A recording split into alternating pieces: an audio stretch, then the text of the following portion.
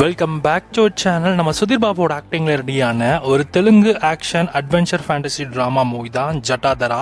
இந்த படம் இப்போ நமக்கு தெலுங்குல அமேசான் பிரைம்ல ஆட் பண்ணியிருக்காங்க. ஸோ படம் பார்க்கறதுக்கு ஒர்த்தான்னு கேட்டீங்கன்னா ஸ்டோரி வைஸாக பார்க்குறப்ப இந்த படம் ஸ்டோரி நல்லா இருக்கே அப்படின்ற மாதிரி தோணும். ஆனால் ஸ்க்ரீன் பிளே பார்த்தீங்கன்னா உங்களோட ஓன் ரிஸ்க் தான், ஏன்னா ரொம்ப கந்தரகோலம் பண்ணி வச்சிருக்காங்க.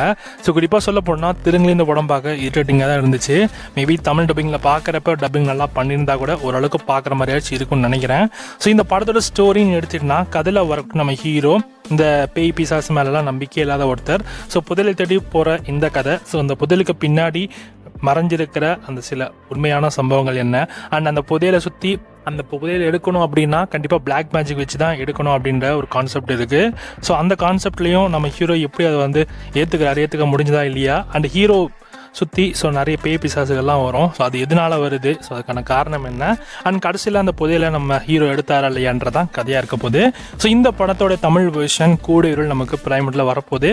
இந்த படத்தை தமிழ் டப்பிங் ஒர்க்ஸ் போயிட்டுருக்கு. உங்களுக்கு இந்த படம் அடிஷ்னல் லாங்குவேஜஸாக பார்த்தீங்கன்னா தமிழ், மலையாளம், கன்னடான்னு மொத்தமாக 3 லாங்குவேஜஸ்லையுமே வரப்போகுது.